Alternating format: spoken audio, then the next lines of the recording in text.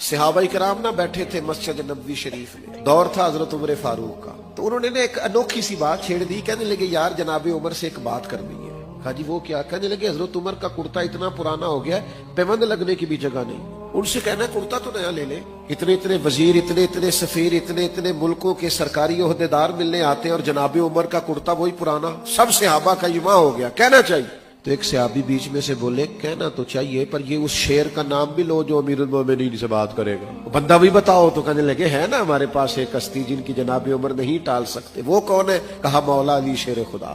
حضرت علی کو بلایا اور اپنا مدعا بیان کیا کہ حضرت اتنے ملکوں کے وزیر سفیر لوگ آتے ہیں، ہماری خواہش ہے کرتا بدل لیں، اور پھر اسلام پر اب تو فتوحات ہے، اگر ایک کرتا نیا لے لے تو حرج کیا ہے؟ حضرت علی کہنے لگے بالکل ٹھیک کہتے ہو، کہنا چاہیے۔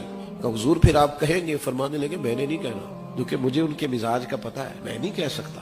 کہا جناب بات درست ہے تو آپ کریں۔ فرمانے لگے تمہیں جگہ نہ بتاؤں جہاں سے بات کہلاؤ گے تو عمر ٹالیں گے نہیں؟ کہا وہ کون سی؟ کہنے لگے سیدہ عائشہ صدیقہ سے کہیں، وہ ماں کا درجہ رکھتی ہیں نا مومنوں کے لیے، تو سیدہ پاک رضی اللہ تعالیٰ عنہ جب فرمائیں گی تو عمر ٹالیں گے نہیں۔ یہ بات سیدہ عائشہ کی خدمت میں عرض کی گئی، انہوں نے امیر المومنین کو پیغام بھیجا، جناب عمر نے 1 منٹ نہیں لگایا، دوڑے آئے، حضور کے گھر سے پیغام آیا، اما جی میں حاضر ہوں، میرے لیے حکم ہو۔ تو جناب عائشہ صدیقہ رضی اللہ تعالیٰ عنہ فرمانے لگی امیر المومنین صحابہ کا کہنا یہ ہے کہ کرتا بہت پرانا ہو گیا ہے، اب تو پیوند لگنے کی جگہ بھی نہیں رہی، حرج کیا ہے، اسلام منع نہیں کرتا، آپ یہ کرتا بدل لیں۔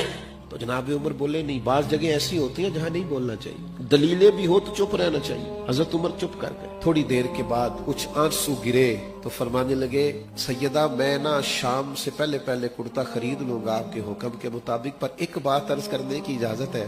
کہا کیجئے۔ تو جناب عمر فرمانے لگے یہ جو میرا لباس ہے نا، حضور کے زمانے میں بھی اسی طرح میں رہتا تھا، دل کرتا ہے اسی طرح رہوں جو حال حضور کے زمانے میں تھا۔ جس زمانے میں حضور نے ظاہری طور پہ ہمیں چھوڑا، ہم اس سے آگے پیچھے نہیں ہونا چاہتے، اگر ہمیں وہیں رکھا جائے حضور کی سنت پر، باقی آپ حکم کرے میں کرتا بدل لوں گا۔ اب حضرت عائشہ صدیقہ کی کوئی آواز نہیں آئی، بس ان کے رونے کی آواز آئی، اور فرمانے لگی عمر جو صحابہ نے کہا وہ بھی ٹھیک تھا، پر جو آپ کہہ رہے ہیں وہ تو بالکل ہی ٹھیک ہے، آپ جائیے جس حال میں آپ خوش ہیں وہ کام کیجیے، نبی کریم کو سب کچھ سمجھو گے تو یہ جو دوڑ لگ گئی ہے نا زندگی میں ہماری، پیسہ ہی کمانا ہے، کرو جائز پیسہ کمانا حرج نہیں، لیکن جس طرح ہم پھر اس کو اپنی خواہشات کی بھیٹ چڑھاتے، جس طرح سے فیشن کی نظر کرتے، غریب تو ویسے ہی رہ جاتے سسکتے ہوئے، اور ہم کھانا کھا کے بھی فاسٹ فوڈ بگا رہے ہوتے۔ کیوں؟